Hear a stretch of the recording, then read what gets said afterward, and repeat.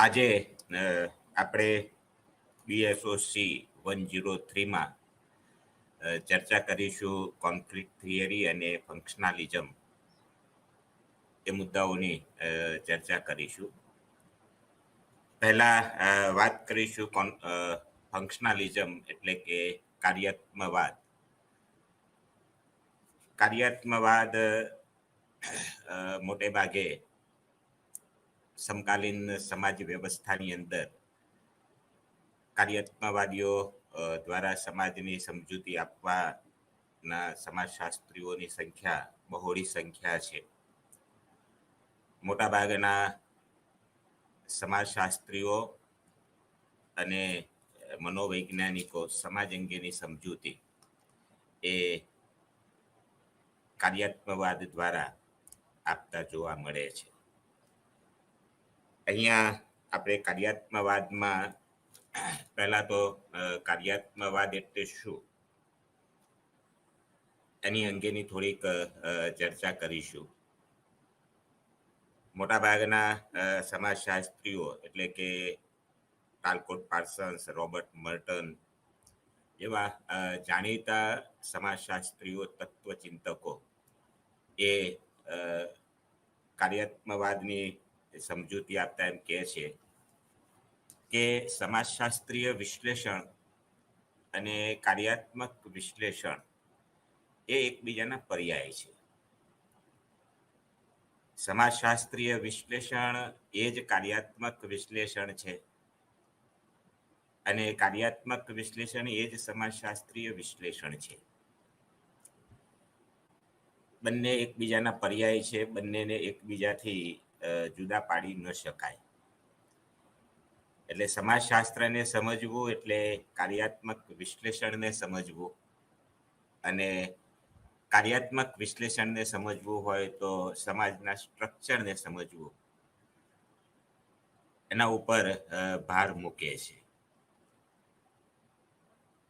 જેને કાર્યાત્મક વાદ ઉપર જેનો પ્રભાવ છે અથવા તો જેના લખાણોમાંથી કાર્યાત્મવાદ વિકસ્યો છે, જેના મૂળ જે સમાજશાસ્ત્રીઓના વિચારોમાંથી પ્રગટ્યા છે,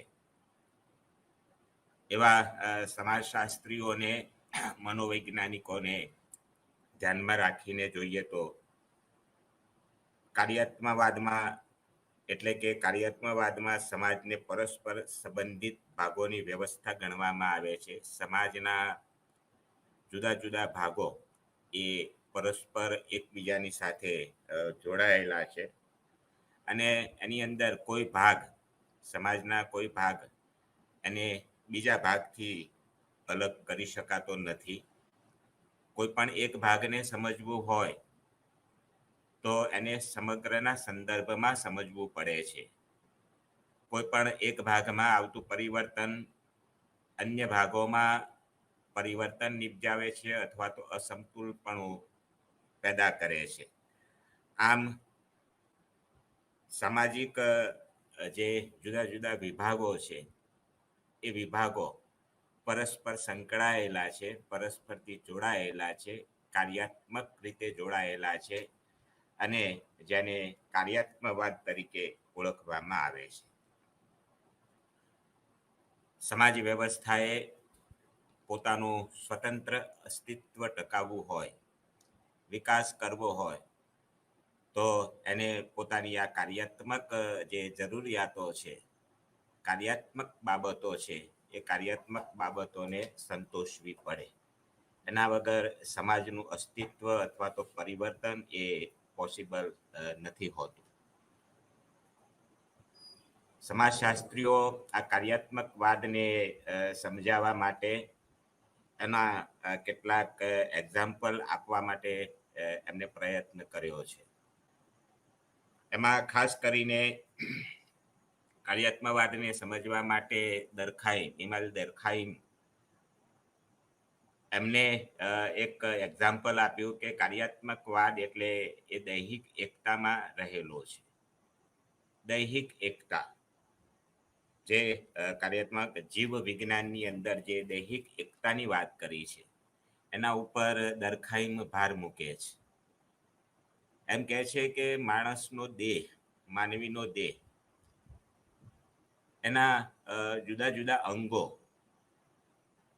એ એકબીજાની સાથે જોડાયેલા છે, જેને દૈહિક એકતા તરીકે ઓળખવામાં આવે છે.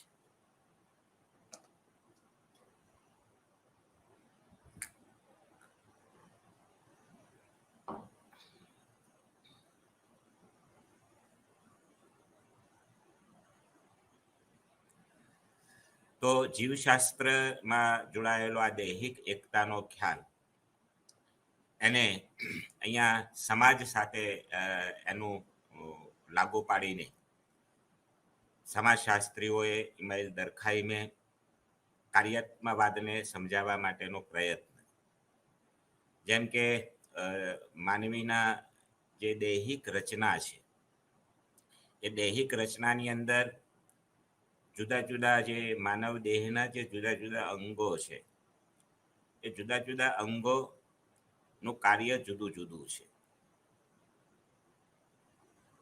અને દરેક અંગ પોતપોતાનું કાર્ય કરીને દેહને ટકાવવાનું કાર્ય કરે છે, જેને દૈહિક એકતા તરીકે ઓળખવામાં આવે છે. દાખલા તરીકે હાથ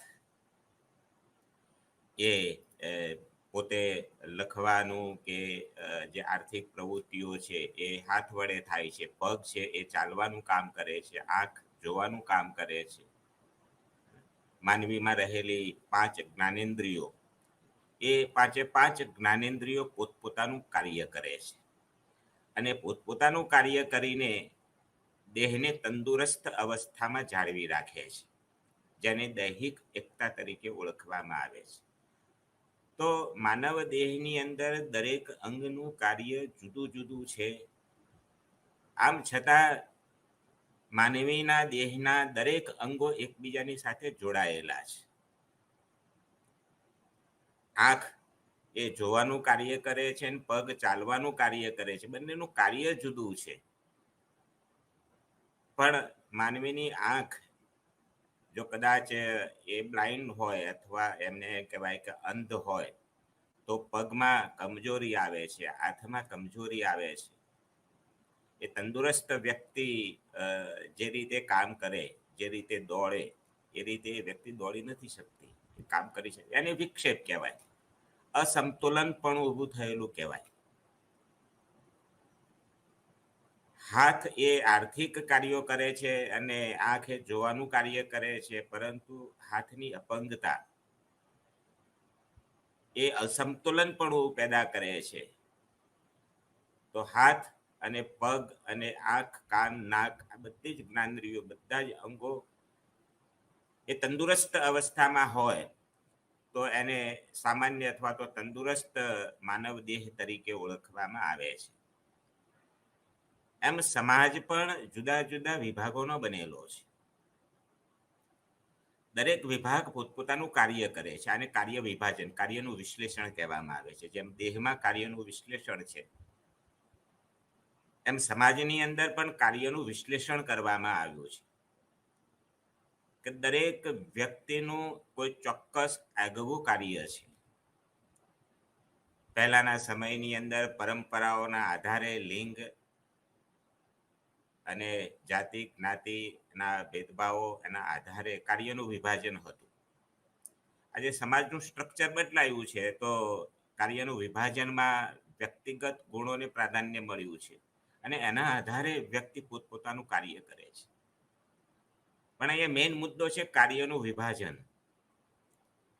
દરેક વ્યક્તિ પોતાને શીખવેલી અથવા તો પોતાનામાં પડેલી જે આવડત છે એના આધારે પોતપોતાનું આગવું કાર્ય કરે છે, અને આગવું કાર્ય કરીને સમાજને ટકાવવાનું કાર્ય કરે છે. સમાજને તંદુરસ્ત અવસ્થામાં અથવા તો સમાજને આગળ લઈ જવાનું પોતાનું ભૂમિકા, પોતાની ફરજ અદા કરે છે. તો માનવ દેહની અંદર જેમ કાર્યનું વિભાજન છે, કાર્યનું વિશ્લેષણ છે, એમ સમાજની અંદર પણ કાર્યનું વિશ્લેષણ છે. પહેલાના સમયની અંદર જાતિ, જ્ઞાતિ, ધર્મ અને એના આધારે કાર્યનું વિશ્લેષણ હતું. કેટલીક કહેવાતી નિમ્ન જ્ઞાતિઓ એના વંશ પરંપરાગત વ્યવસાયો કરીને સમાજમાં એનું યોગદાન આપતી હતી. આજે મૂલ્ય બદલાયું છે, વ્યક્તિગત ધોરણો આવ્યા છે. તો એક્ઝામ્પલ એક સંસ્થાનું લઈએ, દાખલા તરીકે જેમ દેહનું લીધું એમ સંસ્થાનું લઈએ. તો કોઈ પણ એક સંસ્થા હોય તો સંસ્થાની અંદર બધા જ કર્મચારીઓ, સંસ્થાની અંદર જોડાયેલા બધા જ લોકો પોતપોતાનું આગવું કાર્ય કરે છે અને એ પોતપોતાનું કાર્ય કરીને સંસ્થાને પ્રગતિ તરફ લઈ જાય છે, સંસ્થાને ટકાવે છે, સંસ્થાનું અસ્તિત્વ ટકે છે.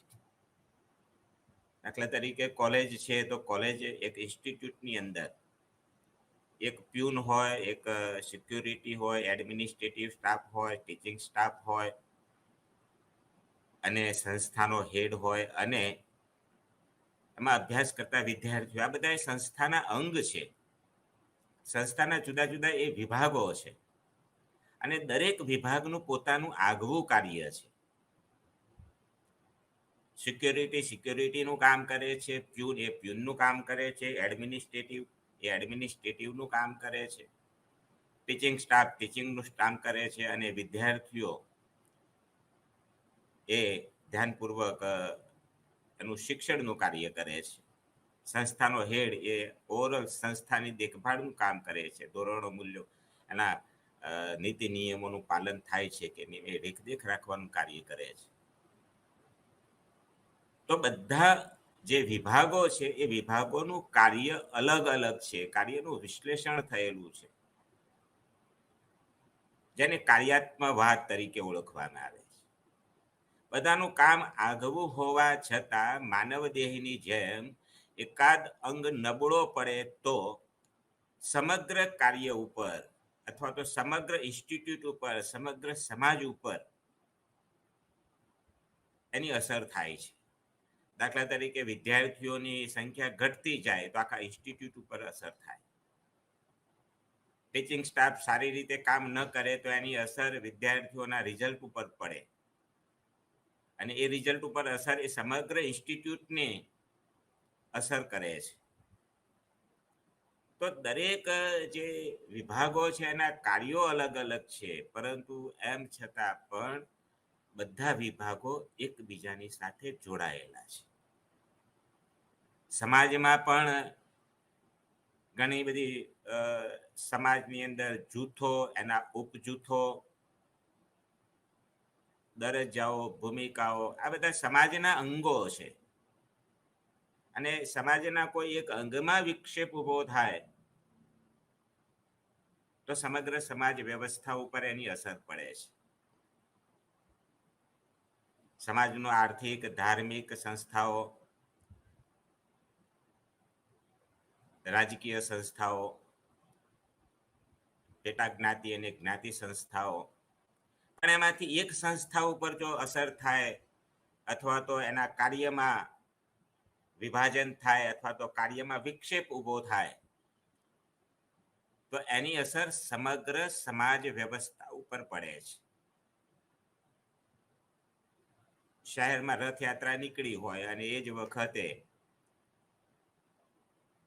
કોઈ ધાર્મિક ચમકલું થાય અને એના પરિણામે સમગ્ર શહેરની અંદર, સમગ્ર સમાજ કે દેશની અંદર એનો પડઘો પડે છે. થઈ છે અસર ધાર્મિક પાસા ઉપર.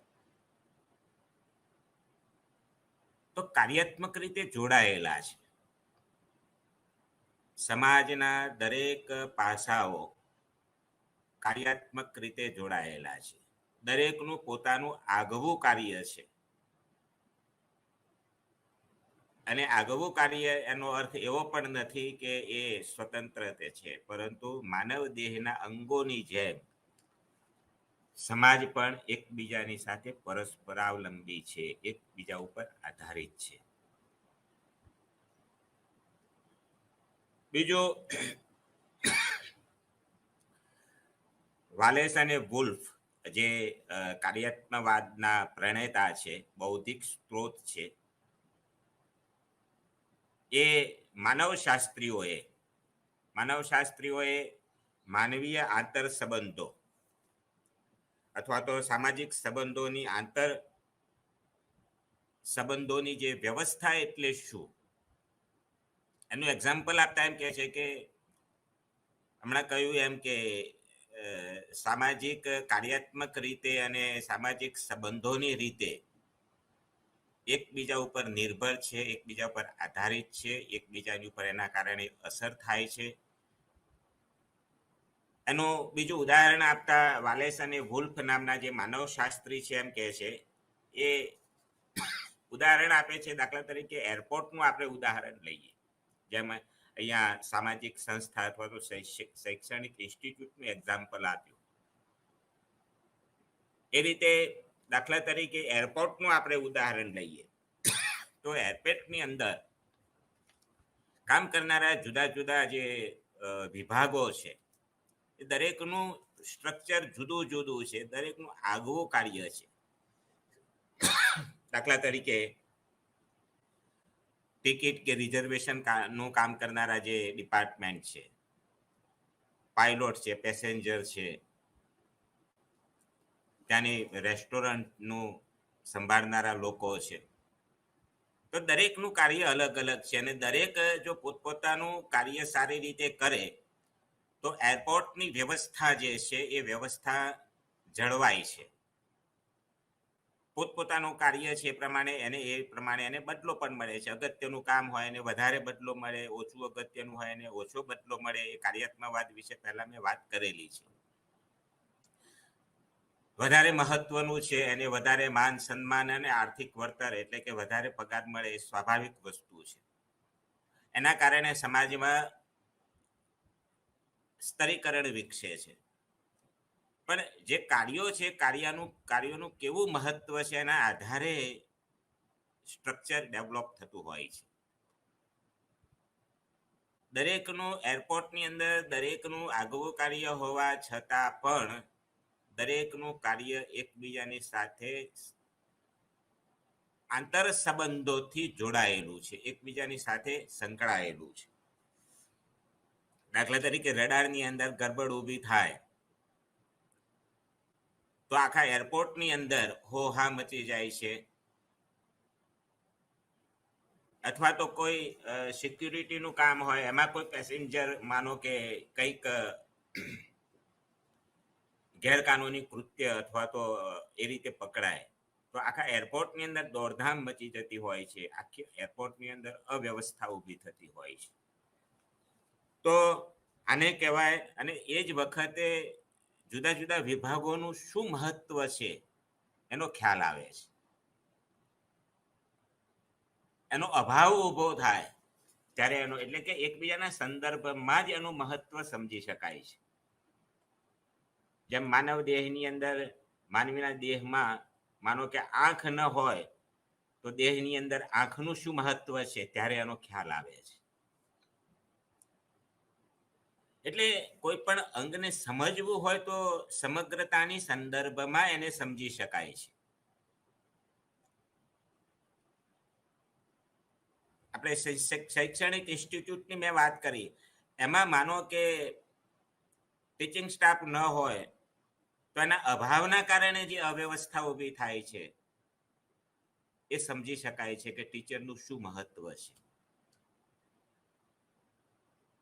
એ જ રીતે એરપોર્ટની અંદર કોઈ એક વિભાગ જે છે નિષ્ક્રિય હોય અથવા તો એનામાં અસંતુલનપણું અથવા તો એની ગેરહાજરી ઊભી થાય તો એનું મહત્વ સમજી શકાય છે. એટલે કે સમગ્ર વ્યવસ્થાના સંદર્ભમાં જ એને સમજી શકાય છે. એને અલગ પાડીને સમજી શકાતું નથી, એને અલગ કરી શકાતું નથી. જેમ માનવ દેહમાં એક અંગને અલગ પાડીને સમજવા જઈએ એ શક્ય જ નથી, એનો અલગથી અભ્યાસ કરવા જઈએ શક્ય નથી. એમ સમાજના જે જુદા જુદા જે વિભાગો છે એ જુદા જુદા વિભાગોનું મહત્વ સમજવા માટે એકબીજાના સંદર્ભમાં અથવા તો સમગ્રતાના સંદર્ભમાં જ એનું મહત્વ સમજી શકાય છે. એને કાર્યાત્મક વિશ્લેષણ તરીકે ઓળખવામાં આવે છે. આજે આધુનિક યુગની અંદર, વર્તમાન સમયની અંદર શ્રમ વિભાજન વધારે ને વધારે જટિલ બનતું જાય છે. અને શ્રમ વિભાજન જટિલ બનવાના પરિણામે, કાર્યનું વિભાજન જટિલ બનવાના પરિણામે એક વિશેષીકરણની એક વ્યવસ્થા અથવા તો વિશેષીકરણ પણ થતું જાય છે. તો પહેલાના સમયની અંદર શ્રમ વિભાજન સાદું હતું. જાતિ એટલે કે લિંગના આધારે સ્ત્રીઓ આ કામ કરે અને પુરુષો આ કામ કરે, બાળકો આવું કામ કરે ને પુખ્ત વયના લોકો આ પ્રકારનું કાર્ય કરે, વડીલો આવું કાર્ય કરે ને યુવાનો આવું કાર્ય કરે. સમાજે અપેક્ષિત વર્તનો એ રીતે કાર્યનું વિભાજન કરેલું હતું, જેને સાદું શ્રમ વિભાજન કહેવામાં આવે છે.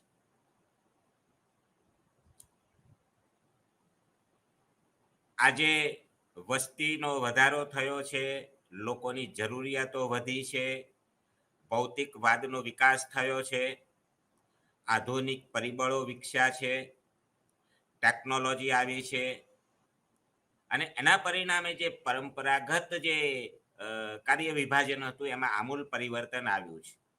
વ્યક્તિની જરૂરિયાતો વધી છે. પહેલા સાદું શ્રમ વિભાજન હતું, વ્યક્તિની જરૂરિયાતો પણ સાદા પ્રકારની હતી.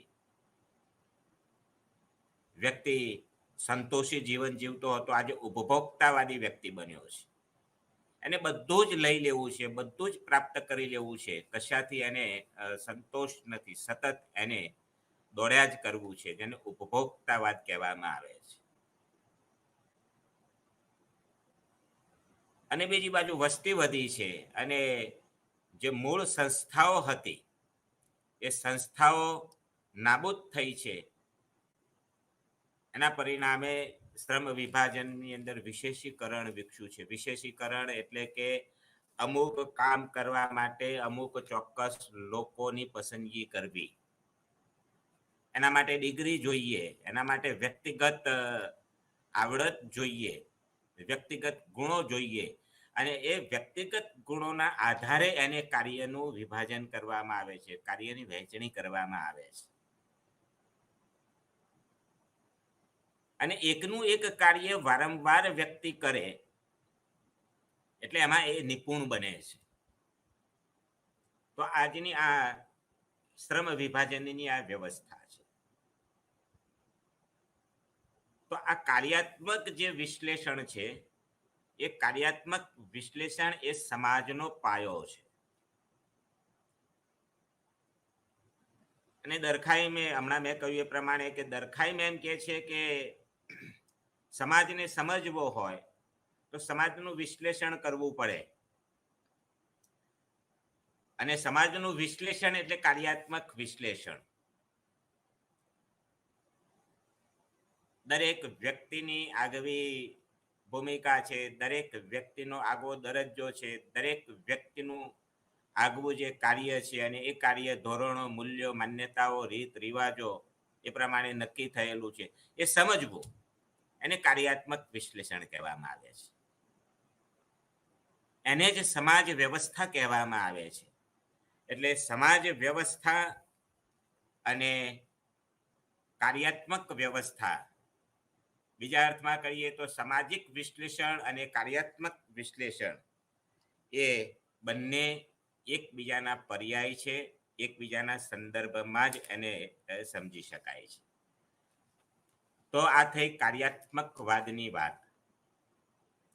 હવે આ જે કાર્યાત્મકવાદ છે એ કાર્યાત્મકવાદને વિકસાવવામાં અનેક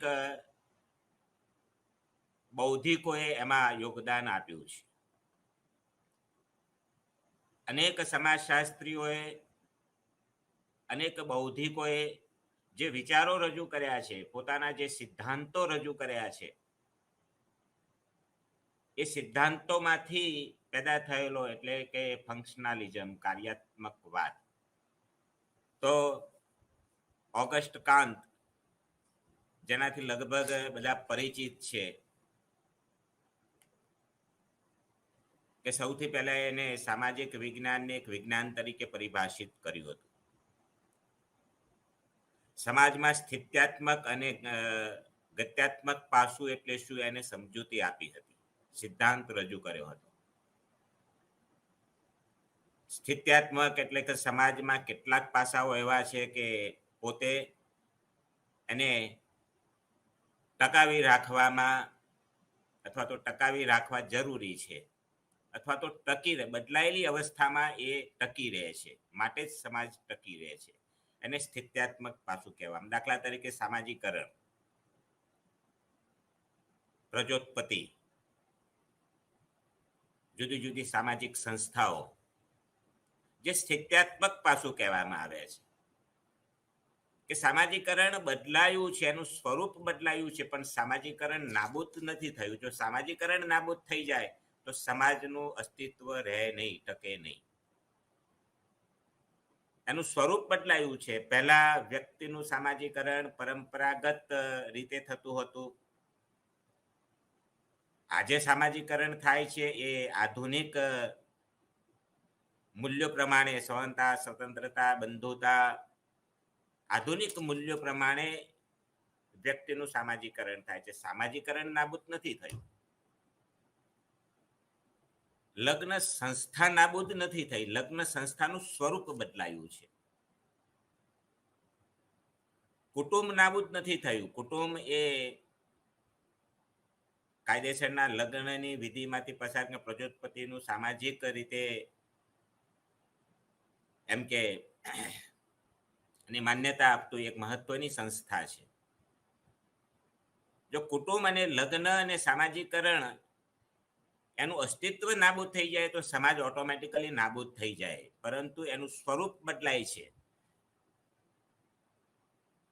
એ નાબૂદ નથી થતું. એને સ્થિત્યાત્મક પાસું કહેવામાં આવે છે. ગત્યાત્મક પાસું એટલે કે સમાજમાં સતત પરિવર્તન આવે, સતત સમાજ બદલાતો રહે, એ પણ સમાજની એક આવશ્યક જરૂરિયાત છે. સમાજ સ્થિર નથી. કેટલાક આયોજિત છે, કેટલાક બિન આયોજિત પરિવર્તનો છે. જેમ કે ઉંમર વધે એમ સમાજમાં વ્યક્તિનો દરજ્જો બદલાય, એના માટે કોઈ પ્રયત્ન નથી કરવાનો. બાળક હોય એટલે બાળક તરીકેનો એનો રોલ, મોટું થાય પછી એને બાળક નથી કહેતા, અને આપણે યુવાન કહીએ છીએ. એનાથી મોટું થાય એટલે એને આપણે વડીલ કહીએ છીએ, કે દાદા દાદી કે કાકા કાકી કહીએ છીએ. એના માટે એને દાદા કે દાદી બનવા માટે એને પ્રયત્ન નથી કરવાનો. એ કુદરતી નિયમ, કુદરત એનું કામ કરે છે. જેમ હાથના નખ વધે છે, કાપીએ છીએ, એ નખ વધવાનું કામ કુદરતી છે.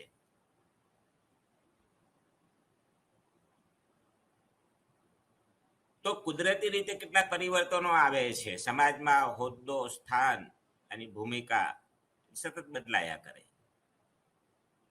અને પરિવર્તન અને ગત્યાત્મક પાસું કહે છે. કેટલાક આયોજન પૂર્વક જે સમાજના કે રાજ્યના કાયદા કાનૂન પ્રમાણે પ્લાનિંગ કરીને, પંચવર્ષીય યોજનાઓ દાખલા તરીકે એનું પ્લાનિંગ આયોજન કરીને સમાજમાં પરિવર્તન નિપજાવવામાં આવે, ને ગત્યાત્મક પાસું કે એનો ખ્યાલ ઓગસ્ટ કાંતે રજૂ કર્યો હતો.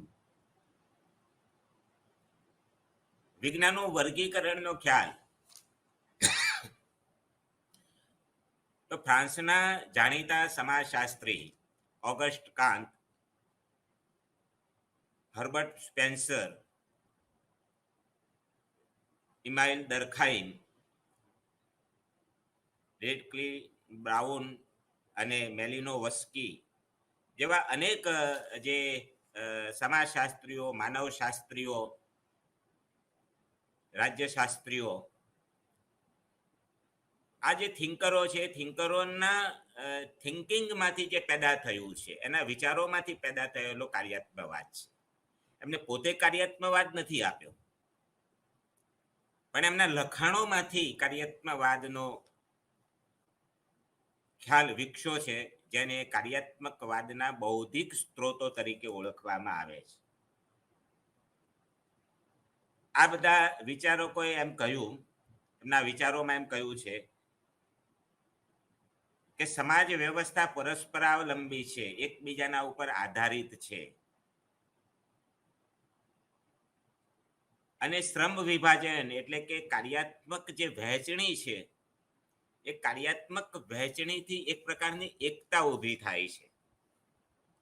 કાર્યાત્મક અને પાછળ આપણે સંઘર્ષવાદની પણ વાત કરવાના છે. સંઘર્ષવાદીઓ આનાથી વિરુદ્ધની વાત કરે છે કે કાર્યની વહેંચણીના પરિણામે સંઘર્ષ પેદા થાય છે, જેને સંઘર્ષવાદી તરીકે ઓળખવામાં આવે છે, કોન્ફ્લિક્ટ થિયરી.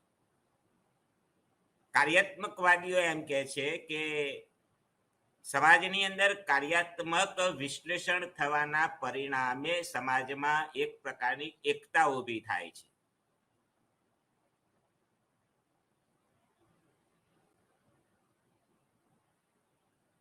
કારણ કે દરેક લોકો એકબીજા ઉપર આધારિત છે, એકબીજાના ઉપર એને આધાર રાખવાનો છે, અને આધાર રાખવાનો હોય ત્યારે એની સાથે સંબંધો કેળવવા પડે. એની સાથે સંબંધો બગાડવાથી કાર્યાત્મક વિશ્લેષણ તૂટી જાય છે. દાખલા તરીકે બીજાની પાસેથી આપણે કંઈક લેવું હોય તો સુમેળભર્યા સંબંધો ડેવલપ કરવા પડે, જેને એકતા કહેવામાં આવે.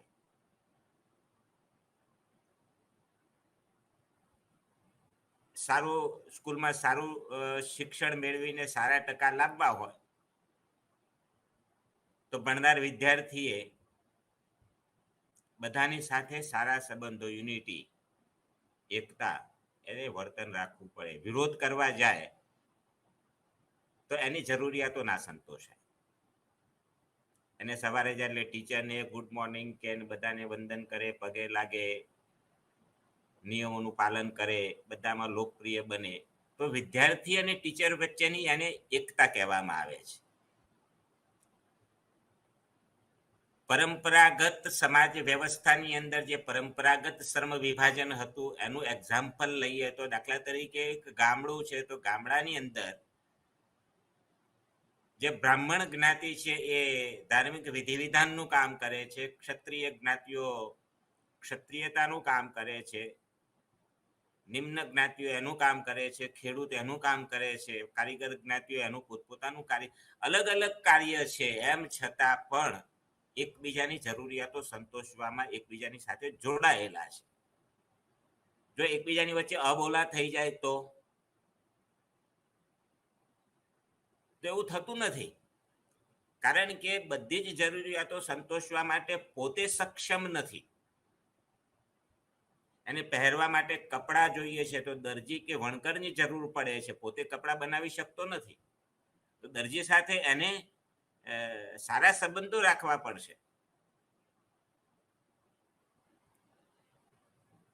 એને ધાર્મિક જે વિધિ વિધાનો એનો સ્વભાવ છે, ધાર્મિક ક્રિયાઓ, એના પ્રત્યેની આસ્થા કે શ્રદ્ધા છે, તો બ્રાહ્મણને એના ઘેર બોલાવો હશે તેની સાથે સારા સંબંધો રાખવા પડે. કારીગર જ્ઞાતિઓ પાસે સારા સંબંધો રાખવા પડે, કારણ કે બધું એને ખેતીના કામ માટે જે જરૂરિયાતી ઓજારો છે, ખેતી કરે છે પણ ઓજારો બનાવતા એને આવડતું નથી. એને ઠંડુ પાણી પીવું છે પણ પેલા માટલા બનાવનાર કુંભાર જ્ઞાતિ છે એવા માટલા પોતે નથી બનાવી શકતું. જો માટલા જોઈતા હોય, કારણ કે એ વખતે તો જજમાની વ્યવસ્થા હતી, સેવાના સંબંધો હતા, તો પોતાની જરૂરિયાત માટે બીજા ઉપર આધાર રાખવો પડે છે, જેને પરસ્પરાવલંબન કહે છે. જેમ દૈહિક એકતા વિકસે છે એમ સમાજમાં પણ એક એકતા વિકસે છે. કાર્યાત્મક વિશ્લેષણના પરિણામે એક એકતા ઊભી થાય છે.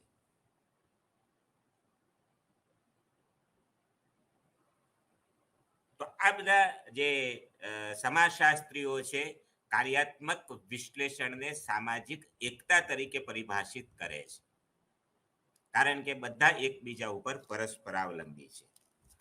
એમાંથી ટૂંકમાં આપણે બધા જે સમાજશાસ્ત્રીઓ વિશે જે બૌદ્ધિક રીતે આ કાર્યાત્મકવાદ સાથે જોડાયેલા છે એના વિશે આપણા સમયને ધ્યાનમાં રાખીને ટૂંકમાં થોડીક વાત હું કરી લઈશ. એમાં પહેલા છે હર્બર્ટ સ્પેન્સર. તો હર્બર્ટ સ્પેન્સરે એમનો જન્મ 1820માં અમેરિકામાં, બ્રિટિશ સમાજશાસ્ત્રી, અને ઓગસ્ટ કાંતના વિચારોથી એ પ્રભાવિત થયા હતા.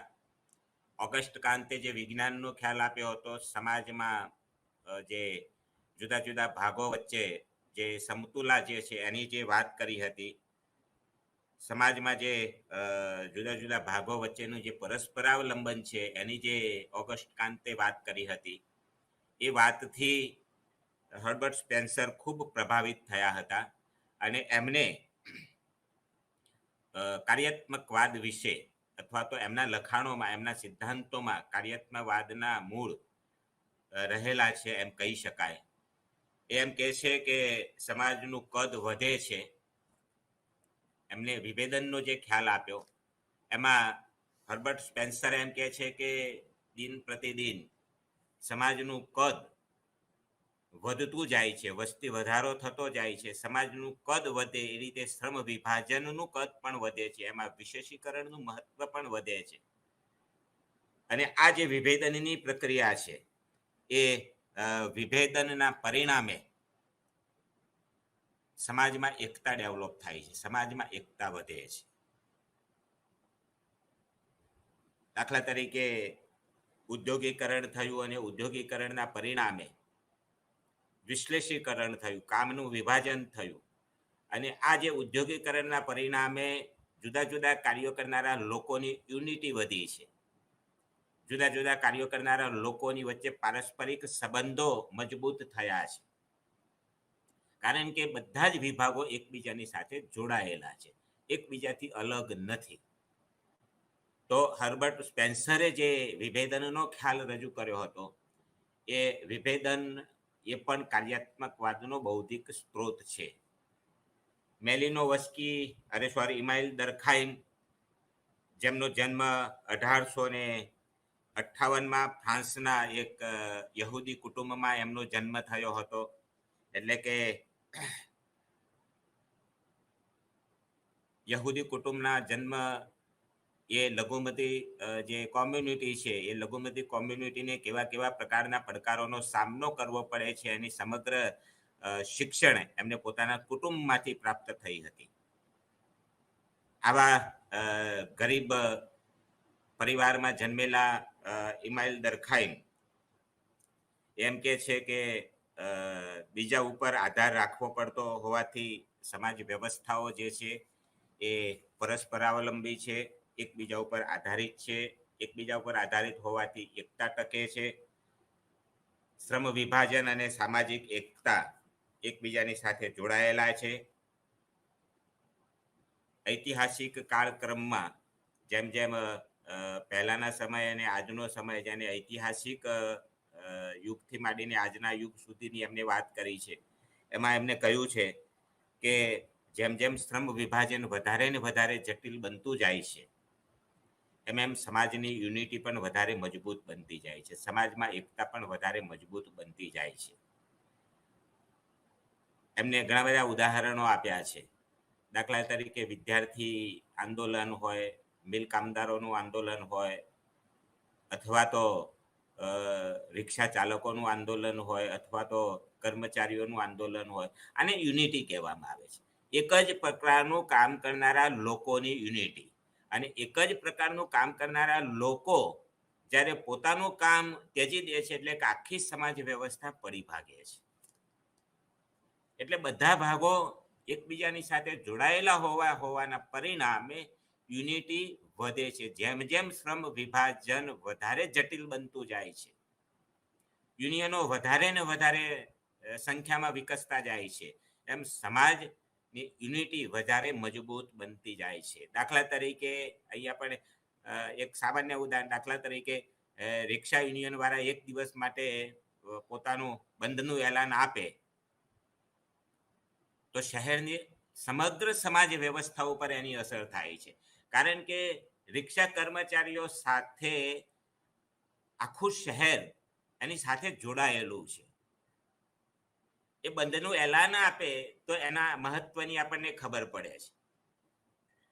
તો ઇમાઇલ દરખાઇમ પણ એમ કહે છે કે પરસ્પર સંબંધિત હોવાના પરિણામે એમાં વિખવાદ ઊભો થતો નથી, એમાં સંઘર્ષ થતો નથી, પરંતુ એકતા મજબૂત થાય છે. તો એમને પણ એકતા ઉપર ભાર મૂક્યો હતો. એની સાથે સાથે એમ પણ કહે છે કે સમાજમાં જ્યારે વિકૃત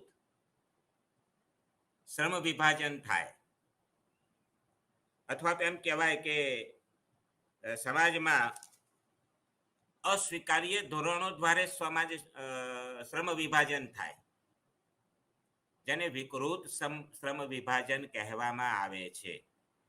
આવો વિકૃત શ્રમ વિભાજન એટલે અસ્વીકૃત શ્રમ વિભાજન જ્યારે સમાજમાં પેદા થાય છે, ત્યારે હતાશા આવે છે, નિરાશા આવે છે, સંઘર્ષનું વાતાવરણ નીપજે છે.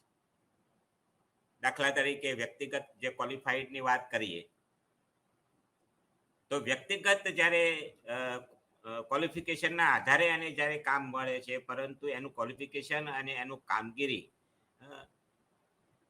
એની વચ્ચે સમતોલા ના હોય અને કોઈ જ્ઞાતિ, જાતિ, ધર્મના મૂલ્યો, માન્યતાઓના આધારે એની પસંદગી કરવામાં આવે અને કોઈ અધિકારી એને બનાવી દેવામાં આવે,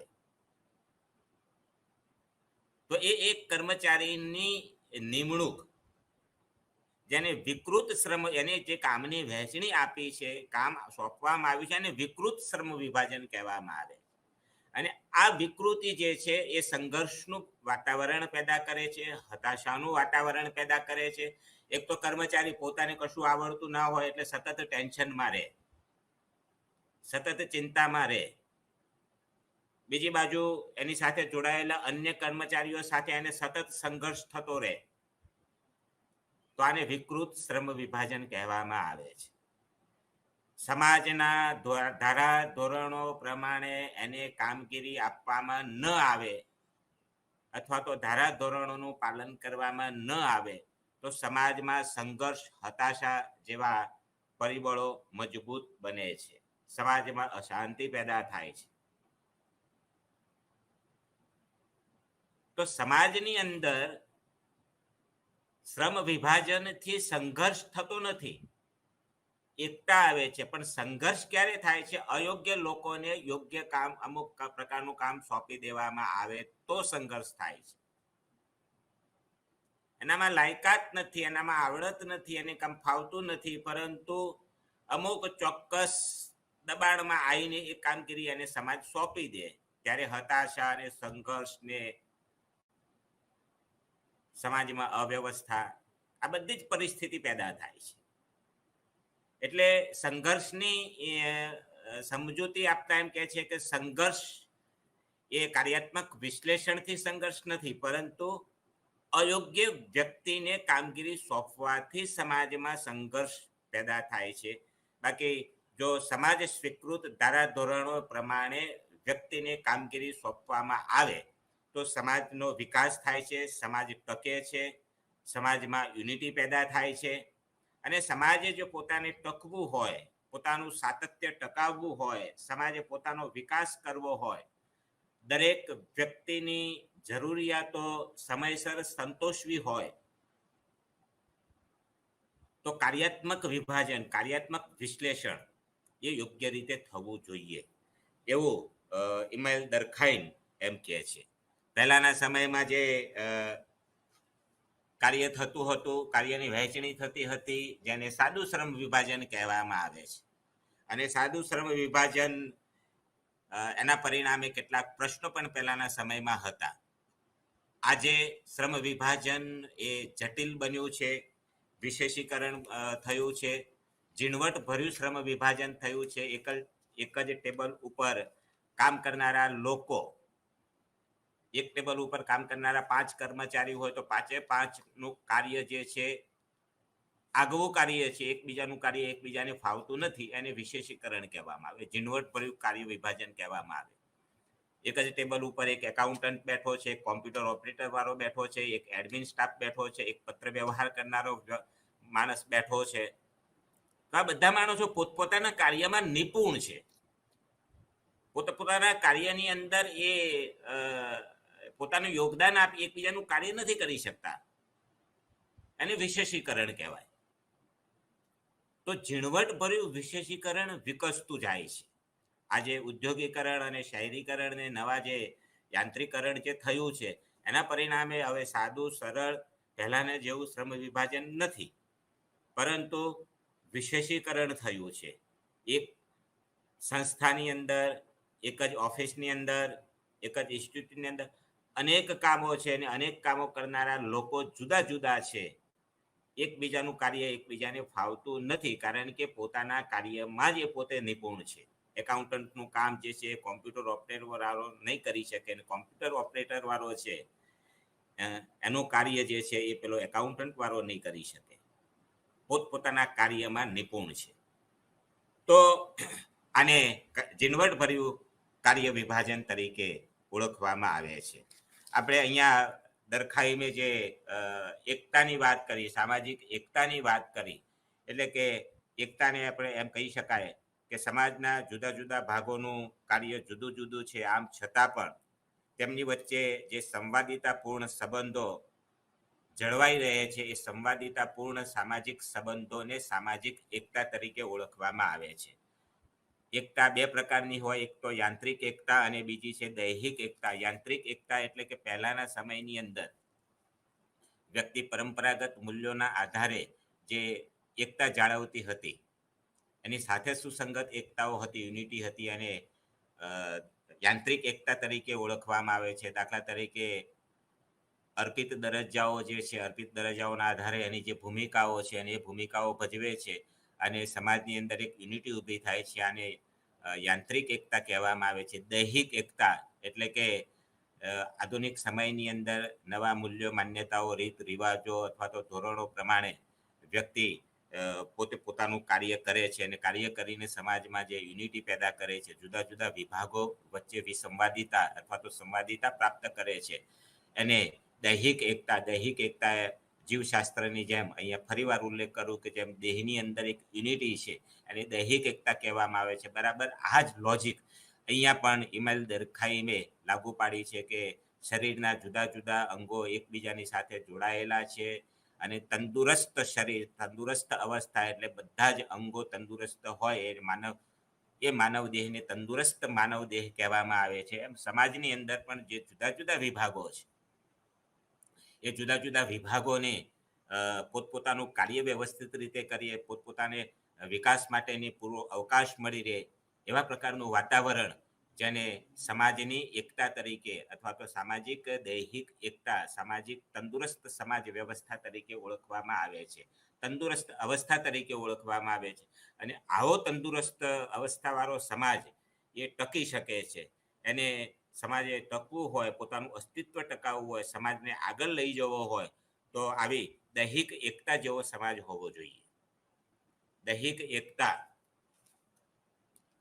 જો એમાંથી સમાજના કોઈ પણ એકાદ પાસાને જો અન્યાય કરવામાં આવે તો એને સમાજ નિર્બળ થતો જાય છે, સમાજ રોગિષ્ટ બનતો જાય છે. જેમ કે દેહની અંદર એક અંગમાં નિર્બળતા ઊભી થાય તો એને રોગિષ્ટ કહીએ છીએ. દેહની અંદર આવેલો રોગ, અને એ વ્યક્તિ તંદુરસ્ત વ્યક્તિ જેટલું કાર્ય કરી શકતો એમ નથી. એમ સમાજની અંદર પણ સમાજના જે જુદા જુદા અંગો છે એમાંથી કોઈ એક અંગને સમાજ દ્વારા અન્યાય કરવામાં આવે, એના વિકાસને રોકી રાખવામાં આવે તો એ અંગ નબળું પડે છે એમ કહેવામાં આવે, તો એને નબળો સમાજ કહેવામાં આવે છે, રોગિષ્ટ સમાજ. એનો રોગ એટલે કે સામાજિક સમસ્યાગ્રસ્ત સમાજ કહેવામાં આવે છે. અને આવા સમસ્યાવાળો સમાજ જે છે ક્યારે પ્રગતિ કરી શકે નહીં, પોતાનું અસ્તિત્વ જે છે એ ટકાવી શકે નહીં. દાખલા તરીકે સમાજની અંદર જાતિ, જ્ઞાતિ, ધર્મના જે ભેદભાવો છે, પરંતુ એમાં સ્ત્રી અને પુરુષ બે સમાજના મહત્વના અંગો છે. પરંતુ સ્ત્રીને સંપૂર્ણ વિકાસ માટે એની ઉપર કેટલાક ધારાધોરણો લાગુ પાડીને એને દબાવી દેવામાં આવે તો સમાજ નબળો બને છે. પરંતુ જેટલા અધિકારો પુરુષોને આપવામાં આવે છે એટલા જ અધિકારો જો સ્ત્રીઓને પણ આપવામાં આવે તો આને તંદુરસ્ત સમાજ કહેવાય.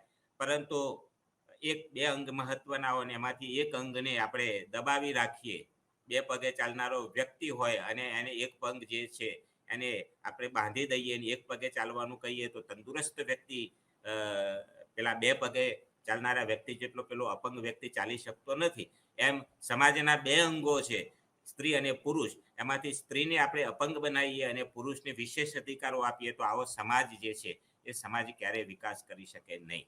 તો દરખાઈમ એમ કહે છે કે આને દૈહિક એકતા તરીકે ઓળખવામાં આવે છે. આ જીવશાસ્ત્રની થિયરી જે છે એ સમાજને લાગુ પાડવામાં આવે છે. તો ઇમાનુએલ દરખામે આ સિવાયના પણ એને ધર્મ અને શિક્ષણ એના પણ અભ્યાસો કર્યા હતા અને ધર્મ અને શિક્ષણ કેવી રીતે જોડાયેલા છે એના વિશે પણ વાત કરી છે. એને એનોમિક આત્મહત્યા એનોમિક ની પણ વાત કરી છે. અને આ બધા ની અંદર એને જે સિદ્ધાંતો પોતાના રજૂ કર્યા છે એ સિદ્ધાંતોની અંદર એને કાર્યાત્મકવાદ ના મૂળ એમનામાં રહેલા છે. મેલિનોવસ્કી નામના જે મનોવૈજ્ઞાનિક હતા એમને પણ માનવશાસ્ત્રીય પરંપરાગત જે આદિવાસી સંસ્થાઓ હતી એ આદિવાસી સંસ્થાઓ કુટુંબ લગ્ન ધર્મ જે જુદી જુદી જે સંસ્થાઓ છે એ સંસ્થાઓના કાર્યોનો અભ્યાસ કર્યો હતો. અને એ કાર્યોના અભ્યાસ દ્વારા એમને પણ એમ કહ્યું કે સંસ્થાઓ જે છે કાર્યાત્મક રીતે એકબીજાની સાથે જોડાયેલી છે અને એના જે આ વિચારોમાંથી કાર્યાત્મકવાદનો ઉદ્ભવ થયો છે એમ કહેવાય. એટલે કે મેલિનોવસ્કી નામના માનવશાસ્ત્રી જે છે એ માનવ શાસ્ત્રીના લખાણો એ પણ બૌદ્ધિક સ્ત્રોત બને છે. હવે આપણે આ બધા બૌદ્ધિક સ્ત્રોતો જુદા જુદા જે માનવશાસ્ત્રીઓ સમાજશાસ્ત્રીઓ તત્વચિંતકો એ જે લખાણો જે સિદ્ધાંતો આપ્યા છે એ સિદ્ધાંતોમાંથી કાર્યાત્મકવાદ ડેવલપ થયો છે. આટલી ચર્ચા કર્યા બાદ હવે આપણે ફંક્શનાલિઝમ એટલે શું, આપણે કાર્યાત્મકવાદ કેવી રીતે ઉદ્ભવ્યો, એના બૌદ્ધિક સ્ત્રોતો ક્યાં છે એના વિશે આપણે વાત કરી. પરંતુ હવે જે મૂળ જે વાત કરવાની છે ફંક્શનાલિઝમ કાર્યાત્મકવાદ, કાર્યાત્મકવાદ કોને કહેવાય અને કાર્યાત્મકવાદનો જેને ખ્યાલ રજૂ કર્યો છે એને વિશે આપણે વાત કરવાની છે. તો કાર્યાત્મકવાદના પ્રણેતા ટાલકોટ પાર્સન્સ 1902 ની અંદર અમેરિકામાં જન્મ થયો અને સમકાલીન સમયની અંદર અમેરિકામાં જે અભ્યાસ કરનારા જે લોકો છે એને જે સમજૂતી આપવામાં આવે છે કાર્યાત્મકવાદ અંગેની, એમાં ટાલકોટ પાર્સન્સના લખાણો, ટાલકોટ પાર્સન્સના વિચારો એ એનું આગવું મહત્વ છે. તો ટાલકોટ પાર્સન્સ એ કાર્યાત્મકવાદી વિચારસરણીના હિમાયતી હતા અને ટાલકોટ પાર્સન્સે એ કાર્યાત્મકવાદનો સિદ્ધાંતનું એમને સર્જન કર્યું હતું. તો કાર્યાત્મકવાદની અંદર ટાલકોટ પાર્સન્સ નામના જે સમાજશાસ્ત્રી છે એ સમાજશાસ્ત્રીએ એમને કહ્યું કે વ્યક્તિ જ્યારે ક્રિયા કરે છે ત્યારે ક્રિયા કરનાર એ કોઈને કોઈ ધ્યેય તરફ અભિમુખ હોય છે. કોઈ પણ ક્રિયા એ ધ્યેય વિનાની હોતી નથી. વ્યક્તિએ કંઈક પ્રાપ્ત કરવું છે, વ્યક્તિએ કંઈક મેળવવું છે, માટે સતત કંઈક ને કંઈક પ્રવૃત્તિ કર્યા કરે છે. ક્રિયા કરનાર એ માનવીનો દેહ નથી. માનવીનો દેહ ક્રિયા નથી કરતો, પરંતુ માનવીના દેહમાં રહેલો સ્વ, જેને આત્મલક્ષી પાસું કહેવામાં આવે છે, જેને જોઈ નથી શકાતું, એની અનુભૂતિ થાય, એને આત્મલક્ષી પાસું કહેવામાં આવે છે. તો વ્યક્તિમાં રહેલો પોતાનો સ્વ જે છે એ સ્વ એક ક્રિયા કરવા માટે પ્રેરિત કરે છે, વ્યક્તિને ક્રિયા તરફ લઈ જાય છે, વ્યક્તિને સતત એને પ્રવૃત્તિ તરફ દોરે છે. તો ક્રિયા કરનાર એટલે કે વ્યક્તિમાં રહેલો સ્વ, અને દરેક વ્યક્તિમાં પોતાનો સ્વ જુદા જુદા પ્રકારનો હોય છે, એનો અંતરાત્મા જુદો જુદો હોય છે, એની વિચારસરણી જુદી જુદી હોય છે. માટે તો દરેક વ્યક્તિનું કાર્ય જુદું જુદું છે. દેહ સમાન છે, માનવીનો દેહ એ સમાન છે અને સ્વ માટે દેહ હોવો જોઈએ. પણ ક્રિયા માટે સ્વ મહત્વનો છે, દેહ મહત્વનો નથી. દાખલા તરીકે આંખ જોવાનું કાર્ય છે, પણ જોવાનો આદેશ એનામાં રહેલો સ્વ જે છે એને આદેશ આપે છે. એનું મન જેવું કે એવું આંખો જુએ છે. આંખ તો માત્ર સાધન છે. હાથ પ્રવૃત્તિ કરે છે, પરંતુ એનું મન કે એવી પ્રવૃત્તિ કરે છે. પગ દોડે છે, પણ કેટલું દોડવું એનો આદેશ એનો પોતાનું મન કે એટલું એ પોતે દોડે છે. હાથ, પગ, આંખો, આ તો બધા એના સાધનો છે, સ્વના સાધન છે. એના અંતરાત્માના આ બધા સાધનો છે. તો ક્રિયા કરનાર એ વ્યક્તિમાં રહેલો સ્વ છે. અને આ સ્વ એ ધ્યેયામુખ હોય છે, ધ્યેય તરફ દોડવાનું કામ કરે છે.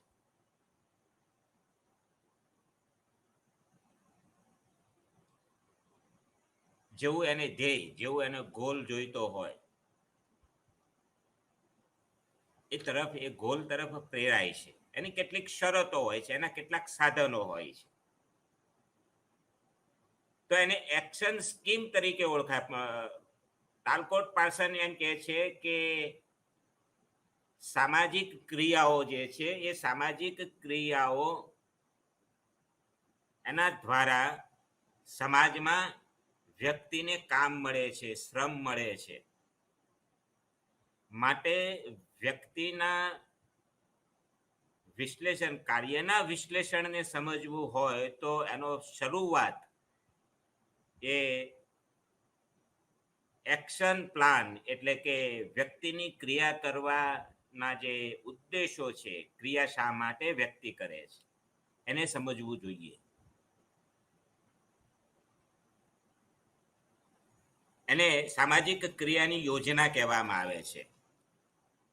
સામાજિક યોજનાના જુદા જુદા તત્વો છે, લક્ષણો છે. તત્વો એટલે બીજી ભાષામાં, સાદી ભાષામાં એના તત્વો કહેવામાં આવે છે. પહેલું તત્વ છે ક્રિયા કરનાર વ્યક્તિ પોતે, એટલે કે વ્યક્તિમાં રહેલો સ્વ. બીજું તત્વ છે ગોલ, એનું ધ્યેય. વ્યક્તિ સતત દોડ્યા કરે છે, કારણ કે વ્યક્તિને કંઈક ને કંઈક પ્રાપ્ત કરવું છે. એનો ગોલ છે, એને દોડાયા કરે છે, એને સ્થિર બેસી નથી રહેવા દેતો.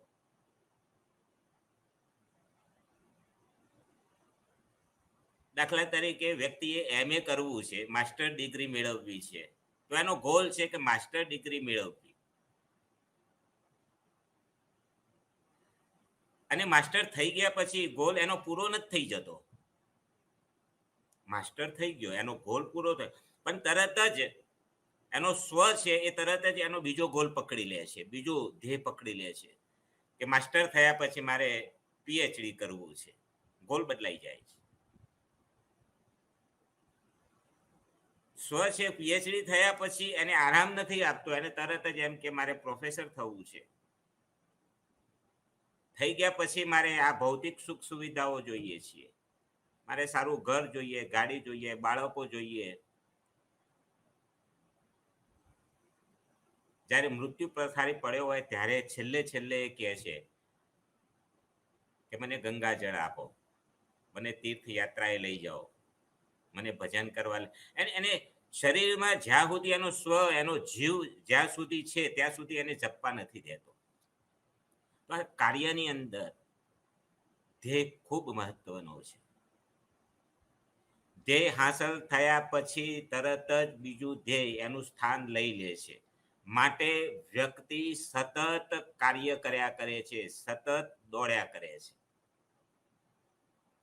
તો આ દોડવા માટે એને કેટલાક સાધનોનો ઉપયોગ કરવો પડે છે. એમને એના હાથ પગ છે, પરંતુ એ સિવાય સમાજ સ્વીકૃત કેટલાક જે ધારાધોરણો છે, જે નીતિ નિયમો છે, રાજ્યના કાયદા કાનૂનો છે,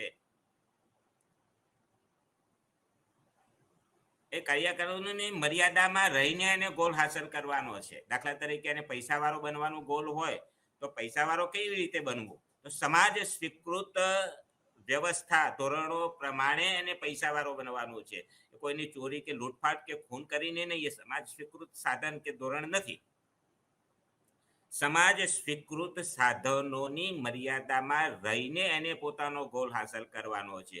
એમએની ડિગ્રી જોઈએ છે તો ચોરી કરીને નહીં, પરંતુ યુનિવર્સિટીના કે બોર્ડના જે ધારાધોરણો છે એ ધારાધોરણો, નીતિ નિયમો, રૂલ્સની મર્યાદામાં રહીને એને એ ડિગ્રી પ્રાપ્ત કરવાની છે, તો સમાજ એને સ્વીકારે છે. તો આવા કેટલાક ધારાધોરણો, નીતિ નિયમો પણ હોય છે સમાજમાં. માટે ગોલ સુધી પહોંચવું અઘરું છે અને મહેનત કરવી પડે છે. તો વ્યક્તિનો ગોલ એ વ્યક્તિને સતત ક્રિયા તરફ અભિમુખ કર્યા કરે છે. વ્યક્તિનો ગોલ સામાજિક વ્યવસ્થા તરફ અભિમુખ બનાવે છે. એના વિષયની વાત ડિટેલમાં આપણે હવે પછીના કાઉન્સેલિંગમાં કરીશું. અહીંયા આપણે ફક્ત કાર્યાત્મકવાદ એના વિશે આપણે ચર્ચા કરી છે. કાર્યાત્મકવાદના બૌદ્ધિક સ્ત્રોતો વિશે વાત કરી છે. અને કાર્યાત્મકવાદ જેને વિચાર રજૂ કર્યો છે, અથવા તો કાર્યાત્મકવાદના જે સ્થાપક છે એવા ટાલકોટ પાર્સનના પ્રાથમિક વિચારોની અહીંયા વાત કરી છે. આગળની વાત આપણે હવે પછીના સેશનમાં કરીશું. આપ સૌનો ખૂબ ખૂબ આભાર. Thank you very much.